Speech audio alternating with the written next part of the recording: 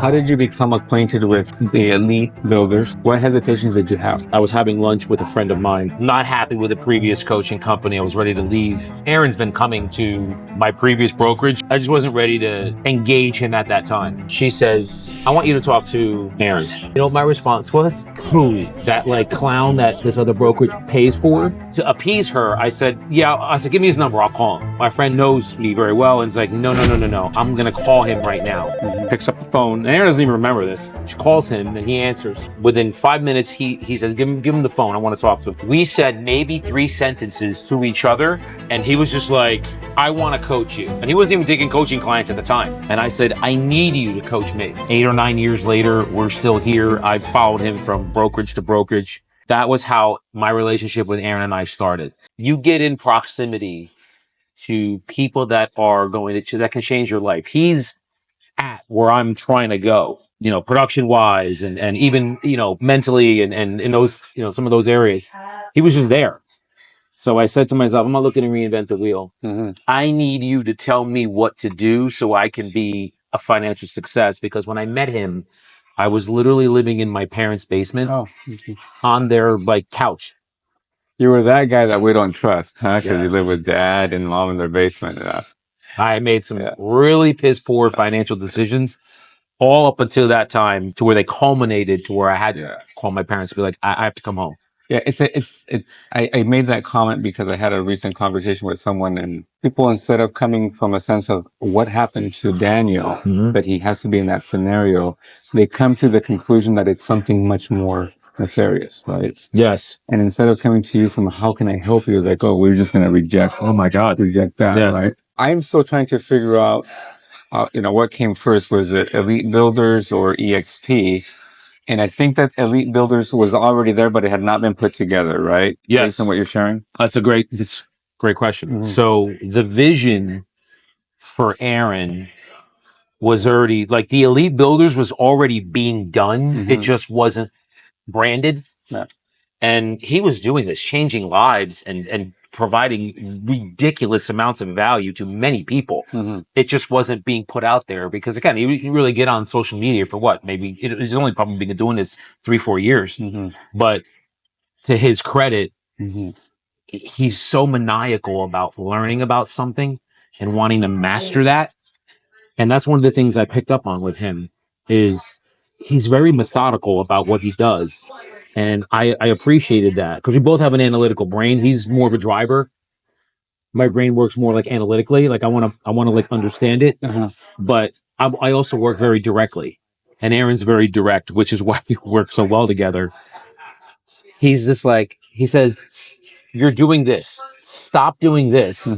Do this. And then this will happen. He gave me a great compliment one time. This was years ago. He just said, I really enjoy coaching you. And I was like, why? He said, because you never ask why. I give you something to do, you do it. And then when we talk again, you tell me the success that you had with that. So I'm curious, at what point, I consider that a breakthrough. Oh, okay. Many of them with him, but yes, that's one. But obviously the way that you were doing or living your life led you to be in that scenario of the basement, right?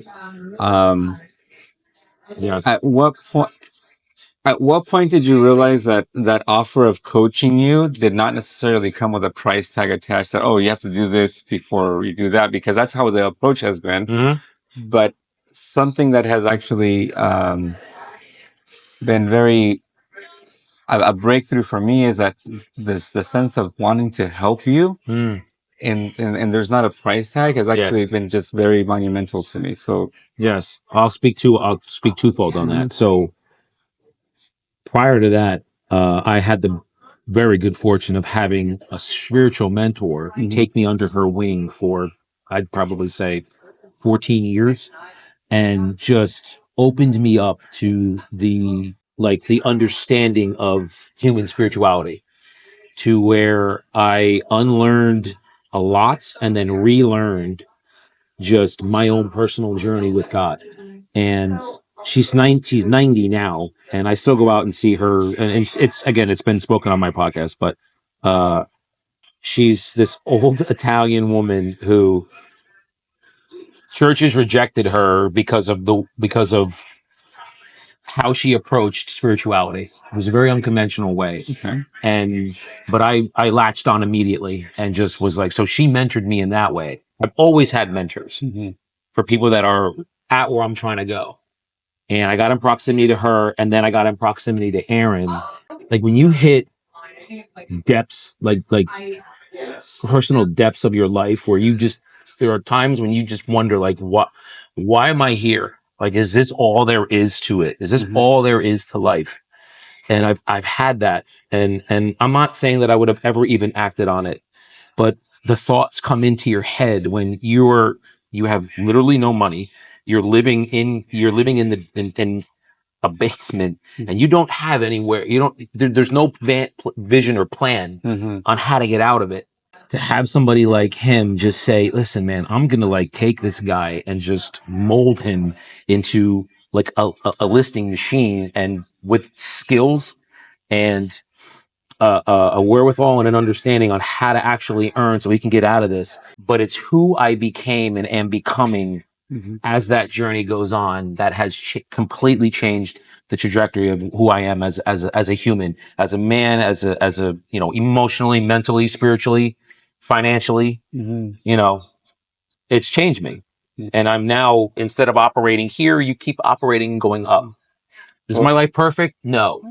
But we continue to grow with it. I absolutely appreciate the fact that you've been very vulnerable and, you're sharing this story with me. I'm sorry I get emotional sometimes because it brings you back to those times. So for me, I cannot ignore what is very obvious to me this last, 72 hours that I've been up here when I first met you. Yeah. Not knowing you anything, and we just had a conversations, and I asked a lot of questions of Aaron because I just wanted to have a better understanding. I'm not trying to make this about me. I'm really again, I'm approaching it from a sense of curiosity as to how we can help build this, right?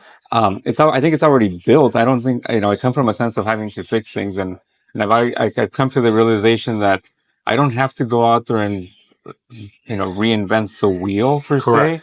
Yes. I feel that I have actually found a structure that resonates with who I am and who I want to be. So, that's powerful. Wow. Well, right. And that's the thing is that it's finally being like just put it on somebody else's shoulders, right? It's Expressed. And now I have a very strong feeling that everybody in this organization, in this group, the elite builders, they have my best interest in mind, but not necessarily wanting something in exchange. Yes. Right.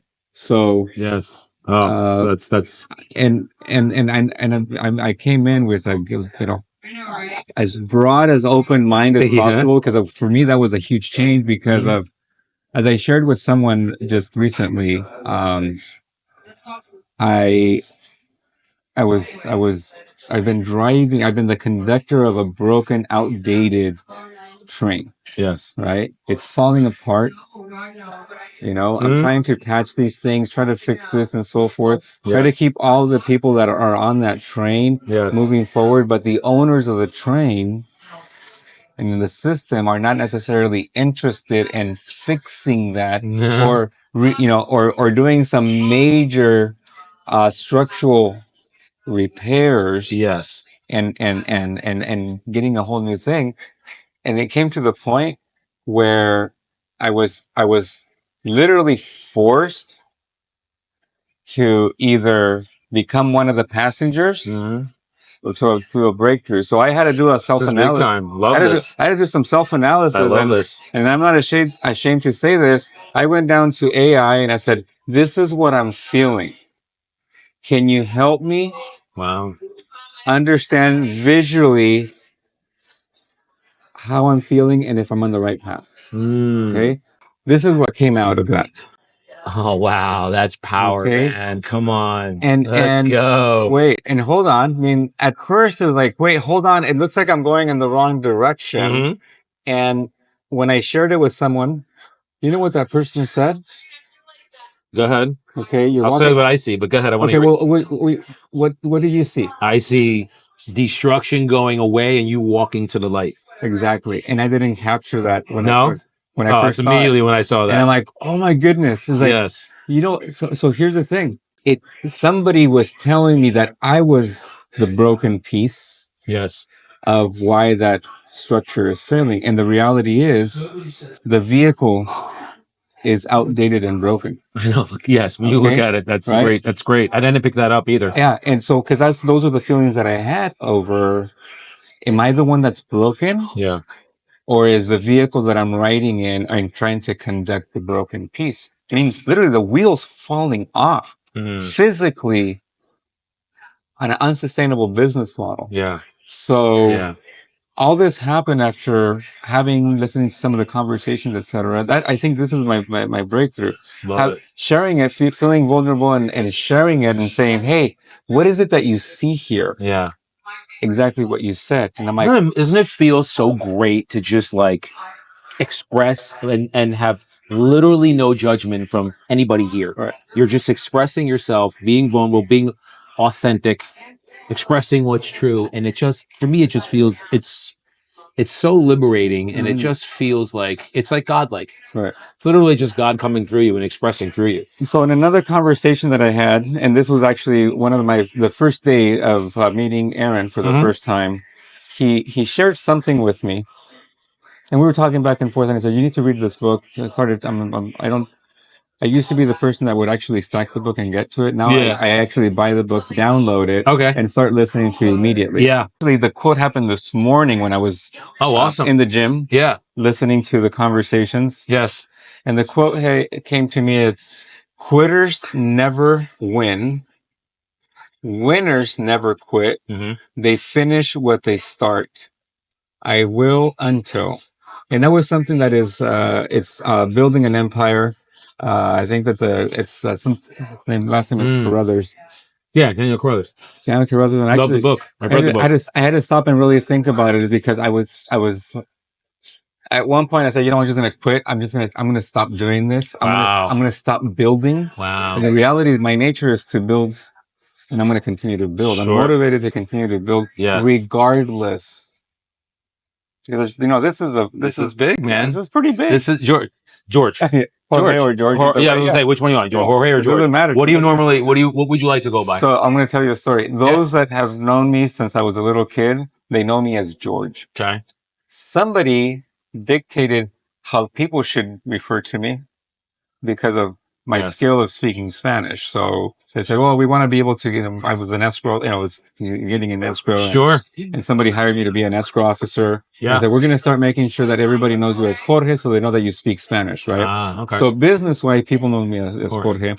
But my friends refer to me as Jorge. Yeah. One of my best friends when I was younger, he's from Argentina, he's Jorge. So that's why I was asking. You know, to just kind of speak a little bit about the value you're talking about. Like Aaron just gave to me unconditionally. Angeline and this mentor that I've had for years, spiritual, she just poured into. It's such a selfless act to do that. So it's my duty. It's like my obligation to now give that to others. Like we said this. I just was speaking to this with Kathleen.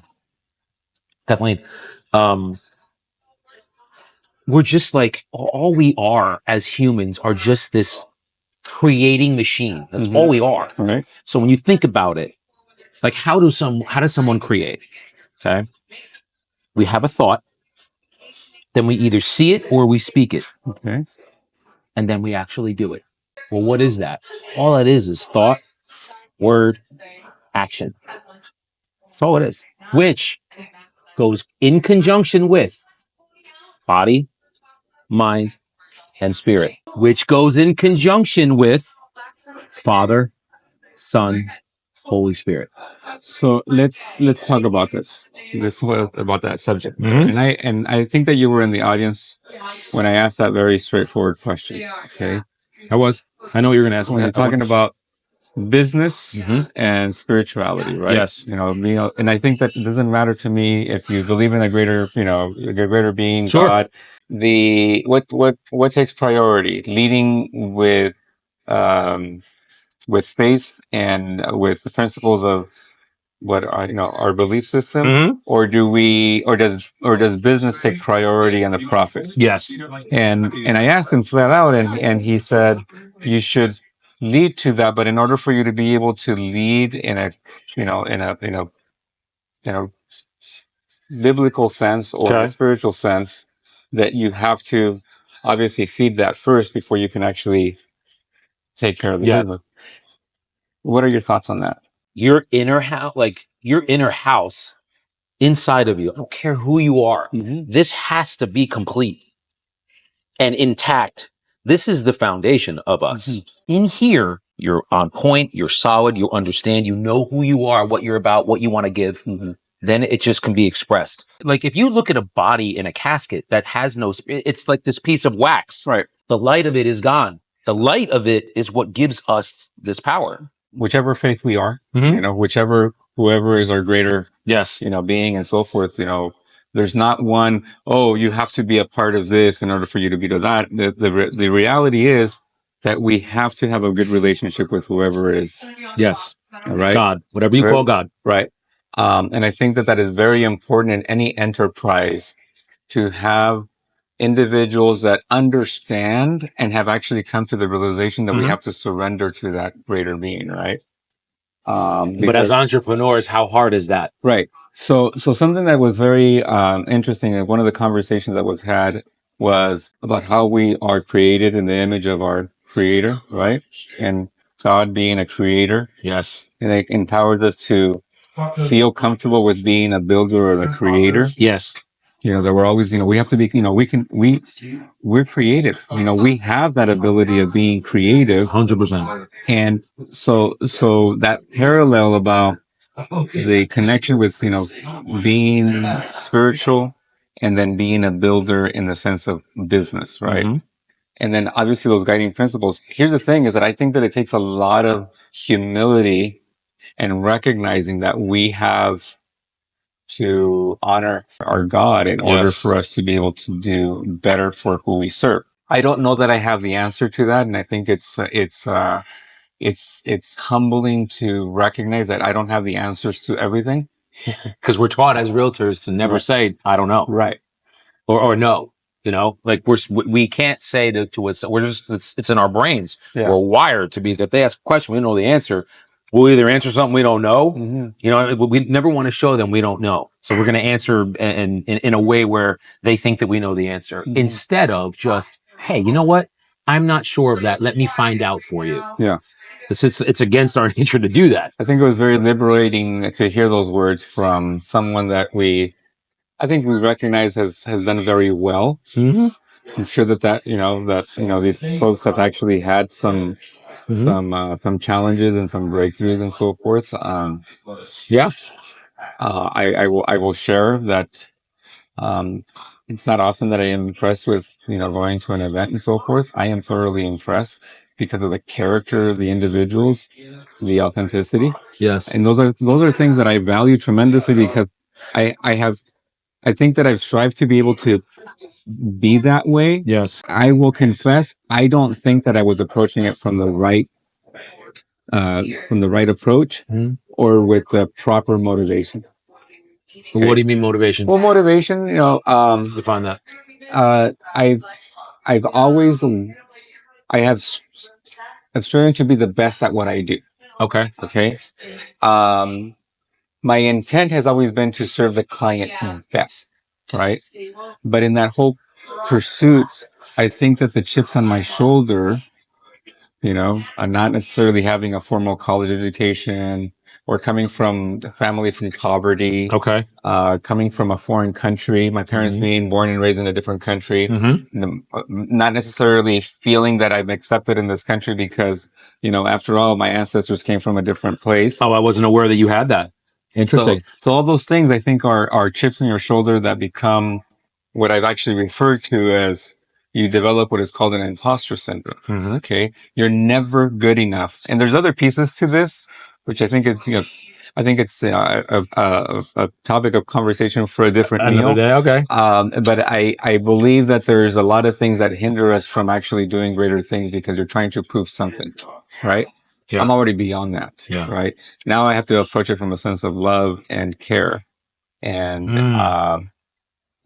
and demonstrating that I actually have agents' best interests in mind. Yes. Right. Yes. I don't think that it's actually come across as that because I've been so focused on some other things, right? Okay. It's a conversation that I've had with myself. I've had a conversation in my conversations with my prayers. Yes. Conversations with my wife. Yes. That vulnerability and so forth, because in other structures, the ones that I've worked with before, is like the persona that you put out there, yes, you can't show any weakness. Uh-huh. Okay. The moment that you show weakness, people are going to cannibalize whatever you've built. Isn't that amazing? So imagine that carrying that load and then now coming here and saying, you know what, I'm going to put that load on somebody else. Yes. I don't have to worry about that anymore. Yes. And knowing that what we are doing and what power. we're building is, Mm-hmm. it's not just going to benefit me. Mm-hmm. It's going to be able to benefit others. And that, so I love that you came to that awareness. When I say like it's my duty to help, I don't need anything in return, because when I was helped, I didn't give like anything back. Like they were just pouring into me. It's my duty, it's my obligation to help these agents that are coming out of real estate school, or they're doing, you know, I don't know, whatever they're doing as far as production, but they want to take it to another level. I can help them get there. Every human being on planet Earth is trying to get somewhere. And what are we trying to do? Everybody just wants to be happy, be at peace. That's all we want. So if I can help you get from here to here and just provide ridiculous amounts of value to you to get there, that's going to make you happy, which in turn is going to make you want to help someone else. I'm going to pivot the conversation. Go. You've been associated and working with Aaron for, you said, for 12 years now? No. I started in 16 or 17, something like that. So close to a decade. Almost attending. Close to a decade. Right? And I'm sure that you've attended several events where he's spoken. Yes. Why haven't you said, okay, well, I've already been following him for 9 years, working with him for 8 years plus, etc. Yeah. I already know what he's going to say. Why do you keep coming back? Oh, I look at it like teacher-student relationship. So think of it this way: like, who gets more from being taught, the teacher or the student? Okay. I look at it like the teacher does. Why? Because the teacher gets to say it 100 times. The student only hears it once. All right. So do I want to be around him to hear what he has to say 100 times? Right. 100%.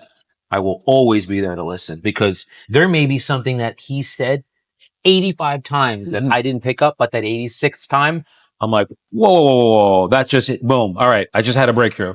I just had a moment of clarity. And then I can now go and share that with somebody else. I think that you would agree that most individuals in the real estate sector, yeah, and I'm talking about sales, yeah, they say, I've been doing this for a long time. I already know everything that there should be about real estate. I'm not sensing that from you. And I've had agents say that to me too. Right. So I'm recognizing that there's more for me to learn. And, for me, this breakthrough moment that I've had is, pivoting and adjusting, obviously with the same purpose, right? Yeah. The purpose is to be able to help the agents be the best agents at what they are, so they can actually live the best life that they can actually live. Yes. Right? A life with meaning, to be meaningful, and for them to be able to do what they want to ever do with their resources. Okay. Right? Yes. That motivation is actually now even stronger, because I was losing that in how I was trying to, the vehicle that I was using, going back to that proverbial train that is falling apart, maybe, and even going in the wrong direction. Right. So, for you, tell me a little bit about when you sign up to the event, what's your mindset walking into those doors, or even getting on the plane, traveling hundreds of miles, or in my case, over 3,000 miles to get here? How do you approach it? How do you psych yourself up to make the best of it? I really, it's such a great question. I approach it in the way of I'm going to bring my notebook, attend the event, shut my mouth, and just listen. I don't know everything. There's people in this room that we've just seen in the last 72 hours that have they're just bastions of information that I can learn from. So I always approach this is I'm just going to sit there quiet. So I have 2 ears and one mouth so I can sit and listen and just soak in. And I always pray before I do these. Like God and I talk 5-6 times a day. I think I told you that before.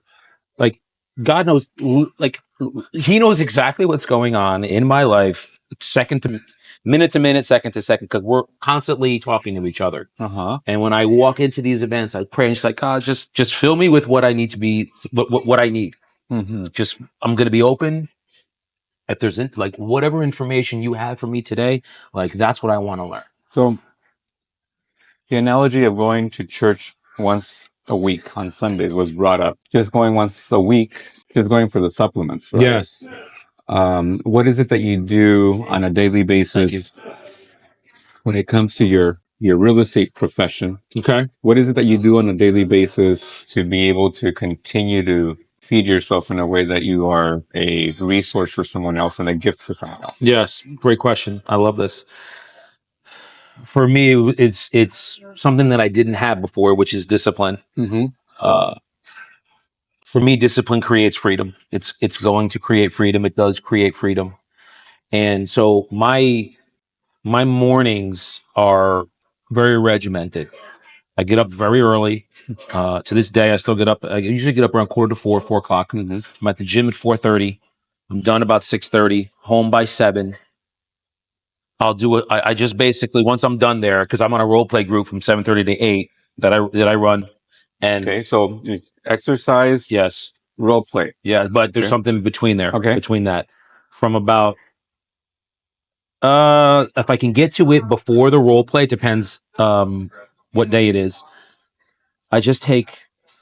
There really isn't a time limit. It's whenever God's done talking. I'll just go sit and center myself. Some call it meditation. Some call it connecting. I just center myself, and I just sit there and I shut my eyes and I have my palms up, so the energy can be accepted. I can accept the energy of God, and I just sit there and I clear my mind of everything, and I'm just like, all right, God, like talk to me, because to me, like centering myself is God talking to me because I'm quiet. This is daily. Yes. Multiple times a day. I don't know if multiple. Well, if I'm driving, I drive in sometimes. I usually drive in silence because I get so much. Like God's always throwing stuff at me when I'm driving because I'm in the car so much. Were you doing this before you ended up in your mom and dad's basement? No, no. This kind of did come organically. I read a lot, so I always wanted to read and find out, well, what are really super uber successful people doing? It's all the same stuff. They get up early, they feed their minds with healthy, good information, they eat healthy, they exercise, like it's all the same. Right. So now I just said, they're doing that. So I can do that. And what did I do? I created it. I thought it, then I said it, and then I did it. All through body, mind, spirit, Father, Son, Holy Spirit. And I just created it. So then what happens is so think about this. Centering yourself is just God talking to me. Praying is just me talking to God. That's our relationship. And I'm talking to him 5, 6, 7 times a day. And then if I can sit in silence more than once, it's great. But again, God and I have such a great relationship. It strengthens every day because of how much we communicate with each other. I get so much. I carry a notebook with me. It's not here. It's in my bag, and I carry it with me. And when I'm driving, or when I'm prospecting, or when I'm out with wherever I am, if something hits me, it's number one, it's God, and then I want to write it down so I don't forget it. So I keep that with me all the time. So, from what I gather from this conversation, the destination is financial success, spiritual success.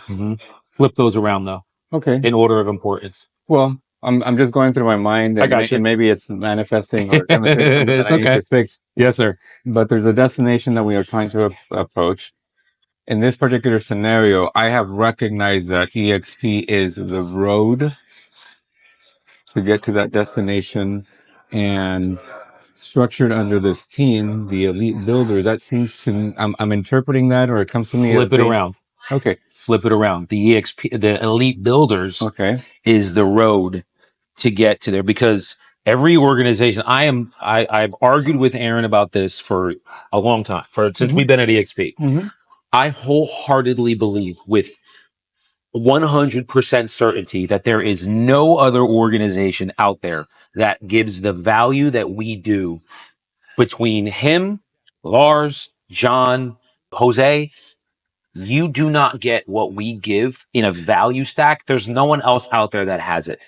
That where you can walk into an organization, the elite builders, and walk out just armed with all of the skill, knowledge, proximity, spiritual, mental, physical, emotional success to go tackle the world and be the success that you want in whatever facet you want, whether it's physical, financial, emotional, spiritual, it doesn't matter. I don't think there's any place out there other than us. And he says, no, there's probably, and I was like, no, bro, no. I'm sorry, but I disagree. And we argued on it. He comes across to me as being a very self-aware, humble person, right? Yes. Well, he came from, I mean, he's humbled. He's come from humble beginning, from his family history, his family tree. So his experience isn't, his is his, mine's mine, yours is yours. We all have, everybody has struggle. Everyone's got, like, anyone that walks through here, they got something going on in their head. I agree. So it's like, and it goes back to what you were talking about. How about I not judge? And I just, like, how do I just find out, what do you have going on? Now, how can I help you? So I want to say something. A lot of people overuse the word funny, but something interesting about what you just said.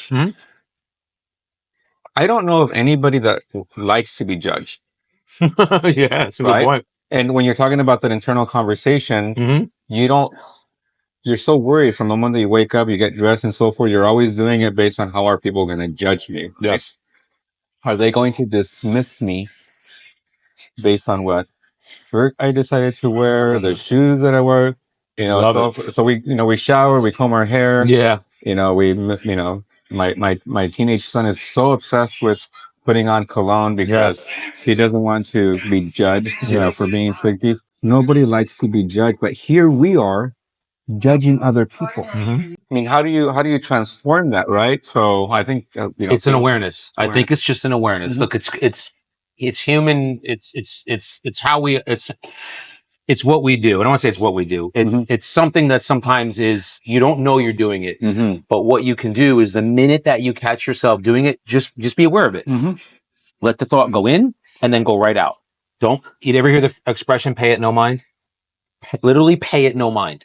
Let that thought go in and then go out, and then catch yourself. You know what? I'm not going to do that again. So along those lines, for me to come to Florida was, again, and I've actually traveled for some other interviews that I've been having with other industry leaders about, okay, what's going to be the next path, or what's going to be Jorge 3.0. But, the distance seemed like it was a safe haven of protectionism. Okay. Only to find out that a lot of people in my own market ended up being here at the same time. Yeah. Okay. When I came to the realization that there was going to be other people here that knew me. Yes. I had to really remind myself that I'm here, with, not with my hat in my hand, but with the interest of how can I learn from this? Yes.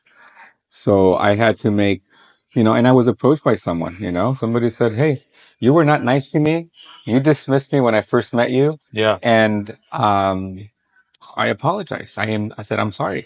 I said, I'm sorry that what I did,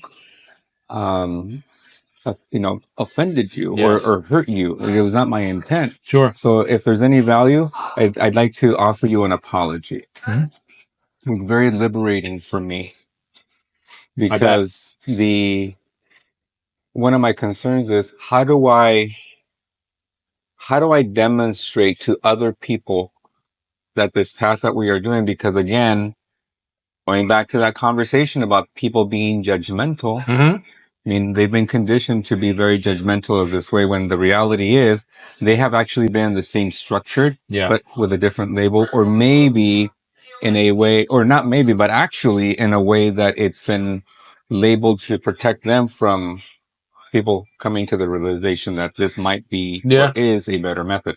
So on a local level from you, what were the challenges that you had when, you had already hit rock bottom?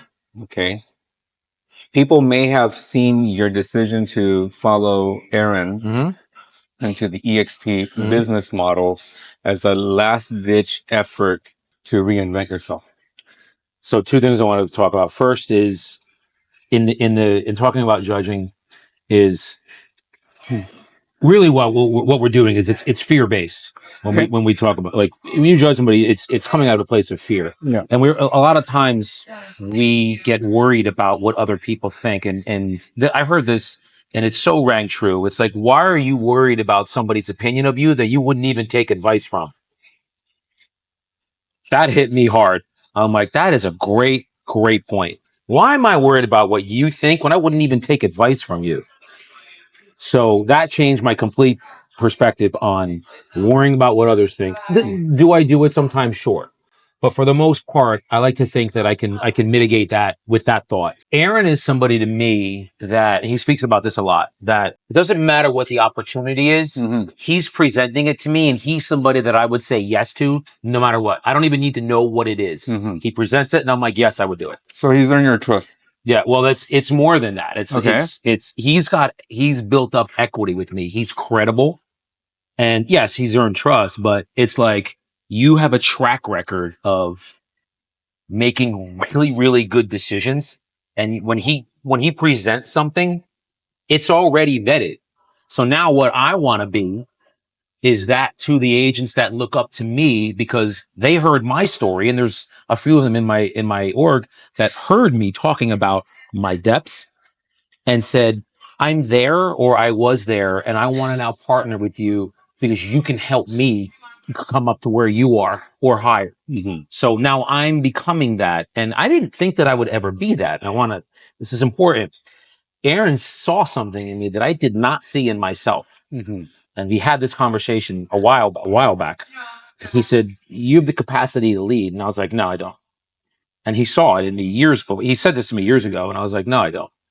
And then as he kept saying it, he's seeing something in me that I'm not seeing in myself. I start to see the methods of how he leads. He teaches me how to lead. And it's not something tangible. It's the intangibles of how somebody leads. It's the integrity that you have. It's the character that you have. It's what you do, your actions every day, because people are watching you. Right. Well, and which is going to lead me to the following scenario, but please continue. Yeah. Because this is very interesting what you're sharing. What agents and people that are watching me, they see me do all the time. It gives them permission to do. And if they see me doing something that I shouldn't, it gives them permission to do something that they shouldn't. So I have to, like, quote unquote, be on camera all the time. And I never thought about my life that way until it was presented to me in that way.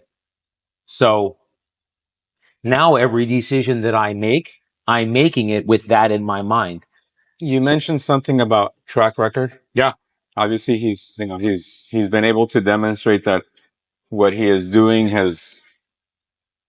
is translated in more than just financial. There's many other aspects that I've noticed that have been translated. And this is just me knowing him. How many days? For 72 hours, right? 72 hours, 3 days. Right. Love it. So, one of the sayings that I have is that my reputation is my equity, right? Yes, that's I never heard that. That's great. So my reputation is my equity. Love that. You mentioned something without even, that he has equity. Okay. His track record is his equity, right?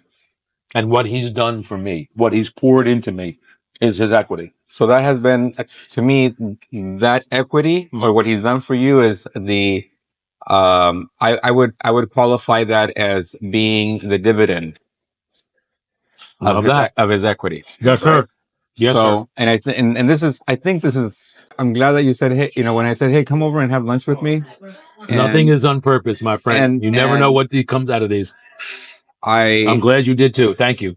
Well, I was going to feel incomplete if I didn't have one or two additional conversations with people. Yeah. Here's the thing. I would have said, well, you know what, Daniel, he had everything, he's already successful, da, da, da. And Yeah. I did not know that you came across as being a successful person. I think that Thank you. your confidence is coming across as, growing from this association.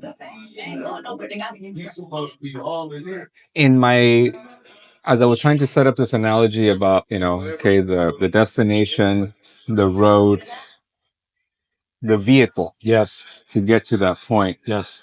Is, because we're just, we're jumping on this vehicle. Yeah. Going along the road. There's a conductor. There's something that was said that it's not, we're all partner. Yes. Okay. You've been a partner. I'm hoping to soon become a partner. You will be. The partnership doesn't come at a Cost. As a financial investment, but Yes. the investment that you're making is being open-minded. Yes. And be willing to do it in a different way that we've been taught that it's not the right way. Most expensive thing you can have is a closed mind. Tell me about when Jose Luis and Aaron, because something that I just found out in here, you always say is that, you can't be a prophet in your own land. Jose Luis does not go out there and promoting the fact that he's who co-built Elite Builder. Okay. That was a huge aha moment. I remember when he told you, when you thought Jose was under Aaron. Yeah. And it was the flip side. You were like, what? Yeah. Hold on. So you attracted Aaron? Yeah. Huh. I thought it was the other way around. No. That was an authentic response. I'm like, I saw your page. You literally went, what? Yeah. There's in business, I've only cussed a couple of times, and one of them was that led me to be able to be acquainted here, and then that was the other, the HS moment for me. I'm like, what? So tell me about how people advertise something that is not real, but they're not necessarily advertising. They actually speak as we're all partners, right?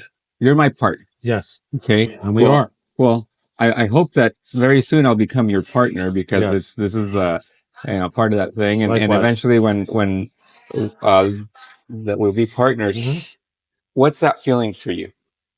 So, you're asking very powerful questions, and I love everything that you're asking because it gets me a chance to actually speak about it. So, I was with my previous brokerage, the one before, so two before EXP. I was there for 12 years, very, very loyal to them. It was a smaller brokerage in a tight knit part of Hudson County. Yeah, and very good. I mean, great relationships with all of them. And Aaron was coaching me for a few years while I was there.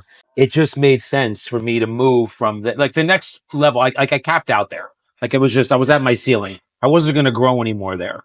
Okay. And that's just facts. I don't want to speak bad about it. And I'm not speaking bad about that. It was just factual that I had to move on to another brokerage. So I went to Keller Williams with him. He was at Keller at the time.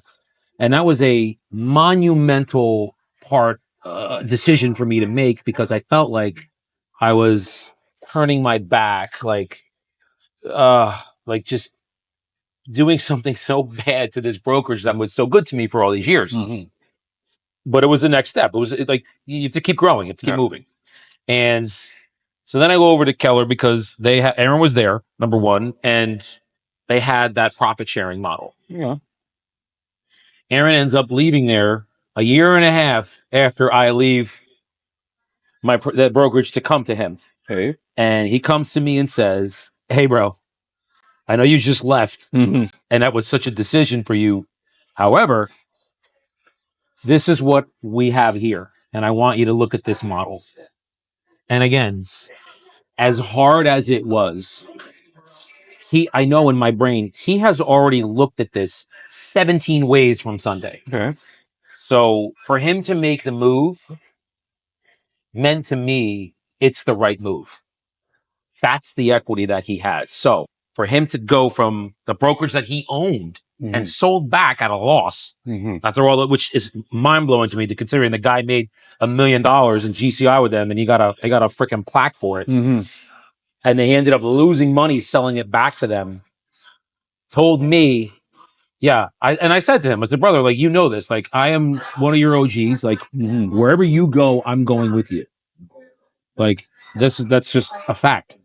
So I said, okay. And it's hard for me to just up and leave because I feel a sense of loyalty to people that take me in. And I felt that way to both those brokerages, more to one than the other because I was there longer. But I have great relationships with Keller Williams. I love those agents there, and the broker of record there, Rob. I mean, great guy. So, and I appreciate Rob very much, and we still have a relationship today. And then I came over to EXP, and when I tell you that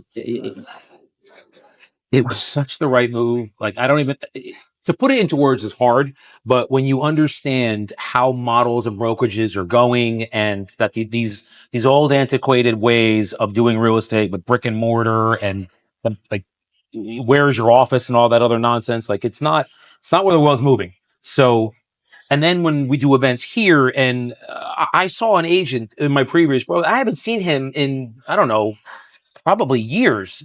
And it was so great to see him. His name's Ilya. And I was just like, man, I haven't seen him. And he's a great agent. I considered him a friend at the time. And to this day, I still do. We just haven't seen each other because when I left, it was a little unamicable when I left my first brokerage. And, but he's a jokester. And I joke with him, like, bro, I never know when you're serious.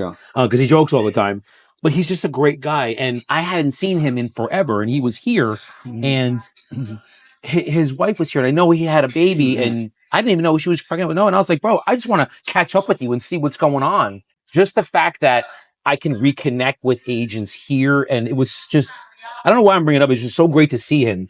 I think there's a lot of value because it actually was heartwarming for you to see someone that you cared for, man, and to be a part of this. So there's so many agents like that I haven't seen in a while, and he was just one of them. And I think that's why I was talking about it. So going back to this sense of authentic ownership, I tried the KW, system for a little while. Oh, did you? Okay. I was in transition from working for a builder, in the sales department, and then trying to figure out, I don't want to go back.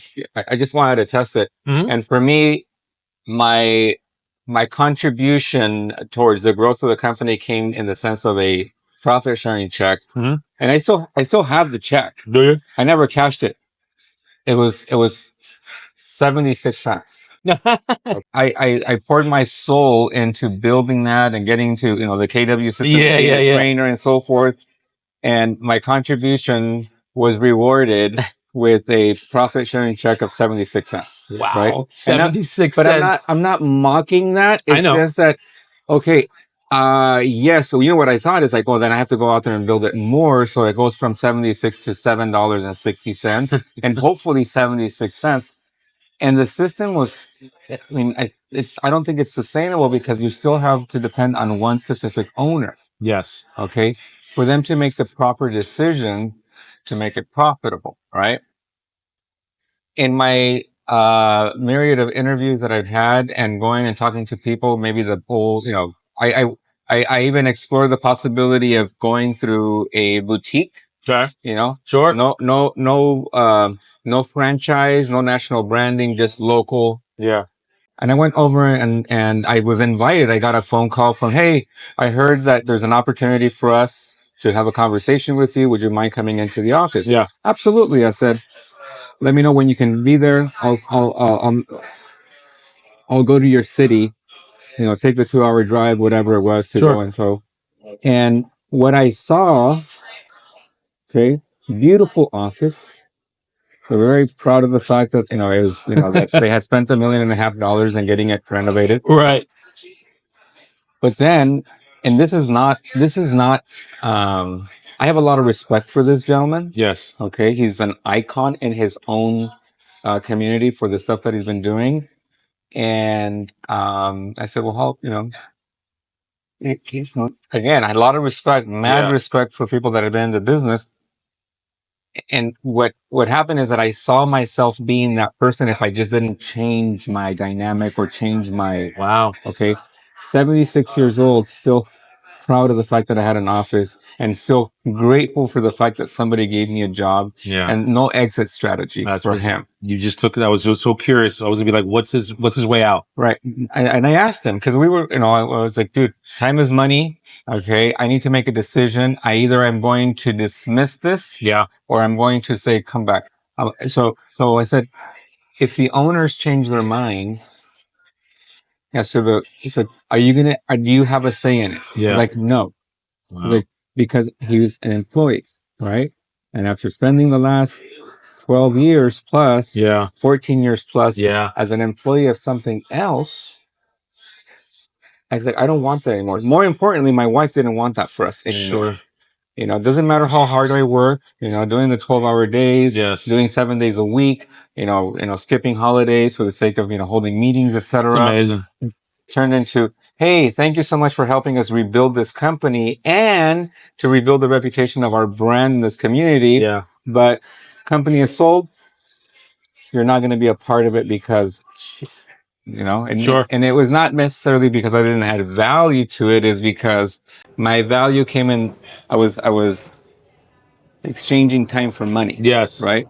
And guess what? I became a dispensable commodity. Amazing. So with this scenario, are you fearful based on your track record and what you've seen already? And I'm not asking you to tell me numbers. Do you feel confident that what you've invested in this company is going to reward you for a long period of time? I do. And here's why. So we were the first cloud-based brokerage. Okay. Okay. We only have, what is it now? Like 89,000 employees. Okay. We're on the growth curve. We're probably like right here, which is you still have room to grow. And I think it's in like 5 years, they're estimating that half the agents are going to be with cloud-based, 50% of agents will be with cloud-based brokerages. Like, it's just a fact. Right. Okay. So knowing that, and that 9 out of 10 agents aren't with us, do you know how much room for growth we have? And we're the originator. Right. Right? So think of us as like Tesla. Think of us as like Bitcoin. I love using Bitcoin as the example because all those other crypto coins are like, they're gone. They don't offer anything, and nobody's trading them. But everybody wants Bitcoin. Bitcoin's always going to be around because it was the first one to market. We are the first ones to market. There is so much, and because we're not owned by investors, okay, we are. Glenn's the guy. So I'm not worried about, and he's an agent, so all the decisions he makes are based on agents, not shareholders. That's very big to me. So one of the things that I found out this weekend by having a conversation with Leo, who I've known for a long time. And I love that you knew him too. Yeah, It's great. I know Leo. I've known him. I've seen his growth. I understand that one of the beautiful things about this scenario, this opportunity, is that you have someone as a CEO who has sold real estate, right? At a very high level. Which is a very rarity, not just in California, not just in the United States, but now we're talking about a global company. Yes. That not only has 89,000 real estate independent contractor agents, 89,000, close to 90,000. Yeah. But there's 63 copycat models that have chased it, but correct. The combined 63 companies that have come are not anywhere close to the strength and growth of. Yes. I think that it's actually beyond proof now that this is a sustainable model, right? 100%. Because if I would go to a real estate manager and say, hey, what do you think about the EXP business model? I know what the answer is going to be. Yes. Okay. I used to say that answer, not understanding the model, but I think that a lot of that answer has had to be because of fear. Yes. It's okay. When Bitcoin came around, it's like, it's still cheap, right? Well, it's kind of hard to ignore that the valuation of Bitcoin is at almost 100,000. Almost 100,000. Right? Yes. And I had the opportunity at buying it for cents on the dollar. Okay. Yeah. But I didn't believe the delivery. Okay. because the people that were actually selling it were just not, they didn't have that equity that we're talking about, Sure. right? So, I believe, I'm convinced that after all this research that's been done, hopefully the my reputational equity or what I do is going to open up the eyes of just a sense of wonder. To who? To somebody that is out there that trying to figure out, hey, what's up? Why did you guys make the decision? Yes. Right? That's where the value proposition comes in. So, what could I be doing? What should I be doing in order for me to attract that conversation versus me? Because here's the thing: is that it's the what people misinterpret this as being the model. Yeah. Because the reality of, okay, this is a revenue share program. It's not a recruiting platform. Correct. Okay. The revenue share is a part of the value proposition that should attract people. Yes. And there's no requirement for the agents to go out there and become recruiters of the company. No. Right. So what I understand now is that it's hard not to share the experience with other people, because I'm sure that now that you've experienced the benefits of, affiliated, by being affiliated with this Elite Builder, DXP, powered by EXP, it's easier for you to, share. It's like, hey, this is wonderful. Sure. Well, all right. So there's levels to that. So yeah, I'm sorry. I love it, but I'll expound on each. So yes, number one is, I know that there is, and it's from people who don't know. They'll put out a narrative that we're just recruiters, and we really are not. Right. That's not what we are. There's 63 or however many models there are out there that copycat us. So the model is not what sells us. It's not. It's not what sold the Elite Builders. It's not what sells. It's just, it isn't. What does? It's that's why I am so adamant that there is not another company out there, brand, other than the Elite Builders, that offers the value that we do. Now, what can you do? What do I do? I'm very good at scripts. I run a role play group. It's the reason Aaron put me in charge of that. We do a Zoom in the morning where we prospect, and there's at least 8 or 9 of us on there, and we're all on there. I always keep the volume, my mic on so people can hear me, but some of the other agents will keep it off.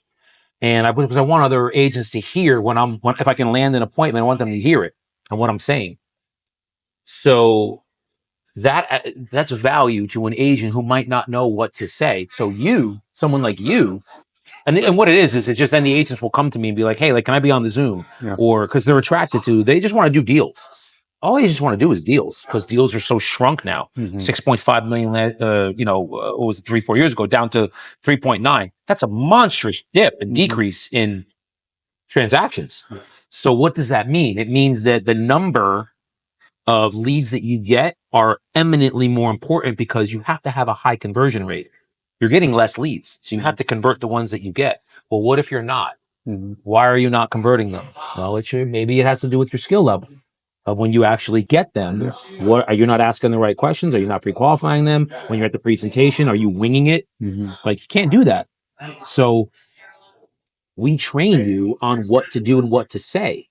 So that's somewhat of my value proposition. Aaron's is the same. Aaron's is his coaching, and Jose's got more LSU, and just Jose doing 1 to 2 million a year in GCI. Someone like yourself, I'd imagine that there is, you've done real estate at high volume. Of course. You don't think that agents that are doing 5 million or 10 million would love to pick your brain about how you did it? Yeah. That's your value. You do an event on, here's how I netted 60,000 in GCI in 1 month. Right. And if you advertise that, you will get 20 to 30 agents in a room. So what I'm hearing is that I should continue to add value. Okay. Add value to their lives. Okay. It's not taking, but adding value. Yes. That's what I'm hearing. This structure of Elite Builders, it's evident to me that what comes as part of the value of the experience that that Aaron has, that Jose Yes. Luis has, all that stuff, and everything that they've actually added as part of the value proposition of this organization. Yeah. It's not just a theoretical or hypothetical, it's actually proven model. Yes. Because there's no secret that Jose Luis in his market at 100 transactions plus, there has to be systems in place. I'm sure that he didn't accidentally come with them. Right. I'm sure that he's actually paid dearly with mistakes, etc. Mm-hmm. But I'm excited about being able to learn from him. Hopefully, me adding value to him. I think that I've actually had the opportunities, so far in the last couple of days to add value to someone's life. Yes. For me, it's like it keeps me motivated when I was having a conversation with somebody else over, hey, blah, blah, blah. And having a conversation with someone that is not affiliated and me going with this approach of, hey, I'm curious about this. Yes. And that person coming back and saying this morning, Jorge, you added so much value to my life, and just having an authentic conversation. Wow. So that's my absolute goal. Continue to add value. Yes. And going back to that picture that I showed you. Yeah. Okay. That's that picture that I showed you. I'm now more convinced after this conversation that I'm walking in the right direction. You're walking into the light. Excellent. Thank you so much. My brother, it is an absolute pleasure. I really appreciate you, man. Thank you for asking. Listen, thank you for asking me to lunch. I had no idea what we were going to talk about. I just said, let's just. I had no idea. I just wanted to pick your brain about certain things. So. And I appreciate that you have. It is why we are on planet Earth, guys. It is this human interaction, relationships. Aaron says the relationships was value over time. Yeah. That's all it is. So the fact that now you're in my world, you're in my orbit, and you will never leave my orbit. I love that. That just gets me fired up. So all right. So so tell me a little bit as a closing. Tell me about this. Let's what's the closing statement? Let's grow. Let's go. Let's grow. What does that mean? All right, should we say let's go all the time? I mean, when you get, so like when I get an epiphany, like a moment of clarity, which I've had here, I've had with Aaron, I've had with, so it's like, oh man, come on, let's go. Mm-hmm. And then let's grow. Okay. We're going to grow together. So let's grow, let's grow. Let's grow, brother. Right. The following is a prospecting call on a probate case that was handled like a pro. Do not try this at home, kids. Enjoy your weekend. You too. Bye-bye. All right. Fuck yeah. 1, 2, 3, 4, 5 calls, guys. That was 5 calls. And she finally answered on a Saturday.